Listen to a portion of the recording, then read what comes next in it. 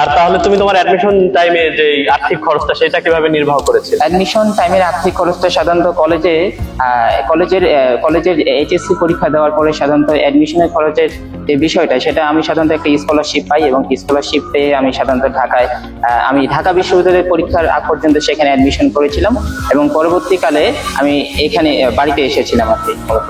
আচ্ছা, তো অ্যাডমিশন চ্যাম্পিয়নসের যে সকল ক্লাস ছিল লিখিতর ব্যাচে, তো সেখানে তুমি কেমন উপকৃত হয়েছিলে? ক্লাসগুলো কেমন ছিল সেটা যদি শেয়ার করো। বিশেষ করে যেহেতু আমাদের অ্যাডমিশন চ্যাম্পিয়ন্সের পক্ষ থেকে হচ্ছে লিখিত পরীক্ষার ক্ষেত্রে আমাকে একটা খুব বিশাল আকারে একটা সহায়তা করেছিল, কারণ লিখিত নিয়ে আমি খুব টেনশনে ছিলাম। যেমন রাজশাহী বিশ্ববিদ্যালয়ে আমি তো প্রথমে ঢাকায় কোচিং করেছিলাম, কোচিং করার পর তো এখানে যেহেতু স্বপ্ন ছিল আইন অনুষদে চান্স পাওয়া, তখন এখন তো রাবির আইনের জন্য তো একটা বিশাল একটা বড় একটা ইংলিশ সিলেবাস ছিল, সেখানে এসআই ছিল, বিভিন্ন বড় বড় লিখিত কম্প্রিহেনশন ছিল।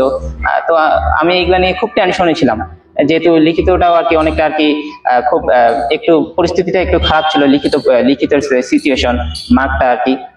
তো রাজশাহী বিশ্ববিদ্যালয় এমসিকিউ সেটা মার্ক অর্জন করলাম।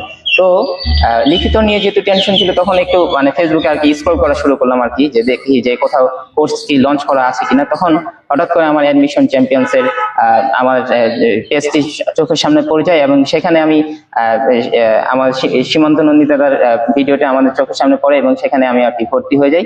এবং পরবর্তীকালে আমার মনে আছে যে হচ্ছে আপনাদের যে হচ্ছে বিশেষ করে ক্লাসগুলো আর কি, এক একটা ক্লাস হচ্ছে 2-3 ঘন্টার ছিল, এবং সেই ক্লাসগুলো অনেক হেল্প ছিল। এবং আমরা আপনারা যে আমার যে ক্ষেত্রে যে বিষয়টা আমার খুব সহায়তা করে হচ্ছে বলে বেশি মনে হয়, যে আমার যে আপনারা যে লেখার যে প্রস্তুতিগুলো দিতেন এবং যে প্রশ্নগুলো দিতেন বিগত সালের প্রশ্নগুলো, এগুলো খুব ভাই আমার ক্ষেত্রে আর কি খুব সহায়ক ছিল। এবং আপনারা যখন মূল্যায়ন করে দিতেন, বিশেষ করে তৌফিক ওমর ভাই, তারপর হচ্ছে আপনি নাজমুল ভাই, এগুলো খাতাগুলো এভালুয়েট করে দিতেন, এবং সেই ভুলগুলো আমাকে খুব সহায়তা করেছিল আমার ভুলটা বুঝতে আর কি। তো প্রিয় শিক্ষার্থীবৃন্দ, তোমরা শুভ রায়ের অ্যাডমিশন জার্নি শুনতে পেলে। শুভ রায়ের অ্যাডমিশন জার্নি শোনার মাধ্যমে তোমরা কি বুঝতে পারলে? তোমরা এই বিষয়টা বুঝতে পারলে যে দৃঢ় ইচ্ছা এবং পরিশ্রম করার মানসিকতা থাকলে তোমরা অবশ্যই সাফল্য পাবে।